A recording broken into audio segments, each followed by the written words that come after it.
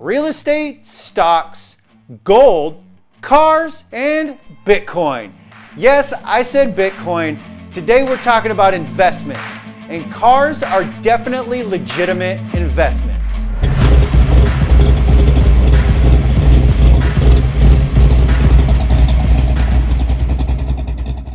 Whenever people are talking about investments, something that almost never comes up is the conversation about cars. There's even a plethora of videos on the internet of these people saying, why do all these rich guys have 200 cars? This car collection is insane. That's because wealthy people put their money into investments. And cars are definitely investments. A great example of this is Jay Leno. Jay Leno has a historic car collection, and this is definitely his way of investing. Now, don't go and just YOLO your life savings on a car because you want to call it an investment. There's a lot of things to consider when you're investing in anything. And a good example of this is the fact that you can't exactly drive around your Bitcoin. You can't take your Ethereum on a nice hot date, and your Amazon stock almost seems to be doing nothing. It's just sitting in your Robinhood account, sitting on your phone. It goes up, it comes down, but you can't really use it. Now, something that all investments have in common is that they're all an example of a flex. And flexing cars is not new. We've seen it all before. Rich guys love to invest and tell their friends about what they're investing in, try to get other people to invest in the same things so that the value of their investment goes up. And cars are definitely flexes.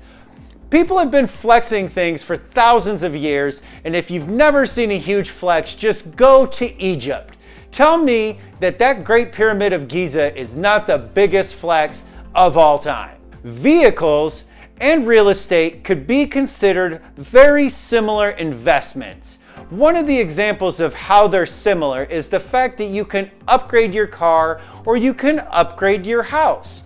You could do a remodel in your kitchen, or you could do the old open floor plan. You could also say boost your car, or you could add bigger injectors and an exhaust system. But something that you're definitely going to want to consider if you're planning on upgrading an investment is the fact that you could actually devalue your investment by making poor decisions. An example of this would be taking a car that has a highly desirable color and painting it a color that nobody wants. If you're trying to cash out your investment eventually, you're going to want to make sure that people are valuing your investment the same way that you are. Otherwise, you might not have an investment on your hands. You might just have a really ugly color, awesome car. When you're looking at a vehicle as an investment, something to consider is scarcity. This is considered across the board with all investments. If there is a limited amount of something and a lot of people want it, the value of that something is going to go up in price based on how many people want it. Things are worth what people will pay for them. Things aren't worth what the owner of it says it's worth. That's not real. What's real is when somebody's willing to give you money or something else in exchange for that asset.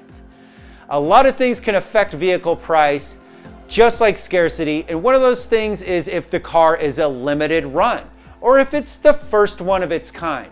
A lot of these become highly valued, like the first Mustangs. A lot of people want these, and there is even a lot of them out there. But this isn't always true, and an example of that is a 2010 Camaro. I know somebody who bought a 2010 Camaro. His plan was to keep this car as an investment, and it was going to become more valuable in the future. What he didn't consider was that Chevy was going to come out with a lot more awesomer Camaros than that one that came out. That Camaro was fairly mild compared to the later versions of the vehicle that came out. A lot of people would rather have a 1LE Camaro than the original 2010. And for right reasons, because that other Camaro is going to do a lot of things that 2010 couldn't do. So if you think you're just gonna buy a first of a kind because it's an easy investment, you know that's more of a gamble than an investment. You could actually buy a car that's older and that has already presented its value based on a time, or you could buy a car they don't make anymore, and that's going to be a lot more stable of a vehicle investment than it would be if you're buying a brand new vehicle. One way of valuing an investment is to compare it to another investment in a completely different category. For example, this Firebird might have had a history in Detroit, Michigan. And this is a pretty nice Firebird, and I'm sure that this car is worth as much as a house in some parts of Michigan. But would I pay this car for that house? I probably wouldn't. Or you could compare this M3 to a cryptocurrency and say, is this car worth 3 Ethereum? I don't know. You tell me in the comments how many Bitcoin this is worth or how many Ethereum you think this car's worth. If you don't know how to value my cars, look at my other videos. You can like and subscribe. You'll get updates whenever I make new videos. And you can comment down below. Just let me know how much you think these cars are worth. A lot of people might say that a cryptocurrency like Bitcoin is a better investment because it's going to be worth a lot more in the future.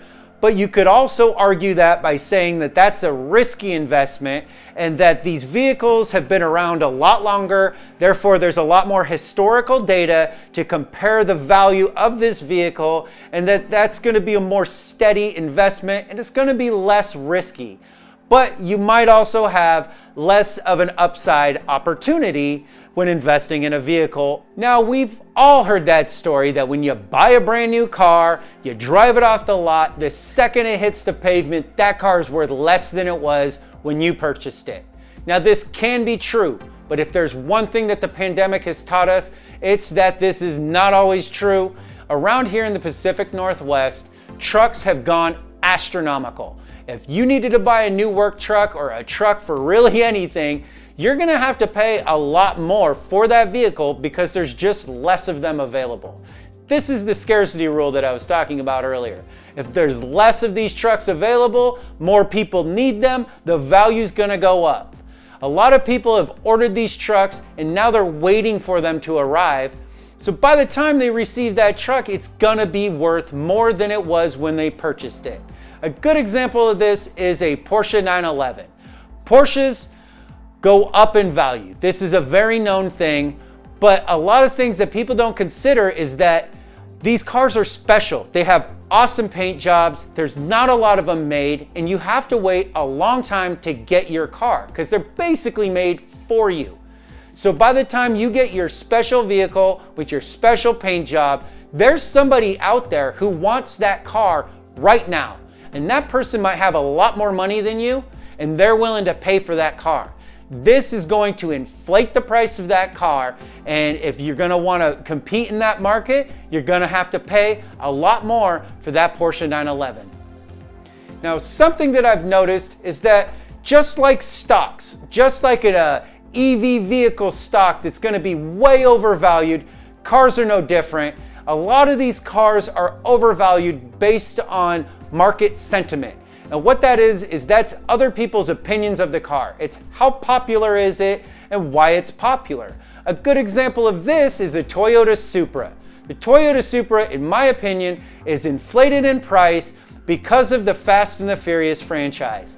This car was in the first Fast and the Furious movie. It was like the whole movie was surrounded around this car. So a lot of people who are pretty young when that movie came out, they were super into the Supras, and now these people have the money to buy them. So a lot of people want a limited supply of a car, and it's gonna bring the value of that vehicle up.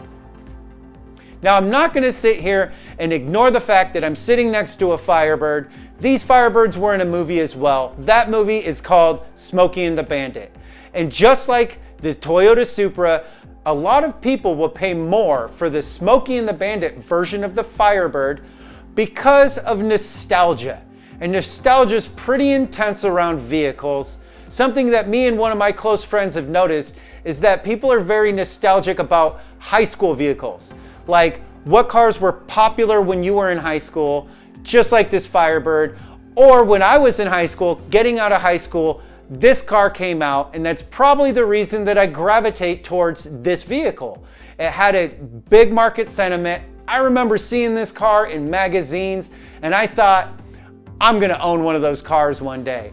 And a lot of people like to copy these cars as well, showing the value of the car. An example of that is a lot of the body kits from the 2000s for a lot of other cars look strangely eerily similar to an M3 front end. Even the exhaust systems of the day were basically made to sound the same as the raspy BMW exhaust. If you enjoyed this video, make sure you subscribe to my channel, like the video, hit the bell so you get notified whenever I upload a new video. Have fun upgrading your investments, but don't forget to send it.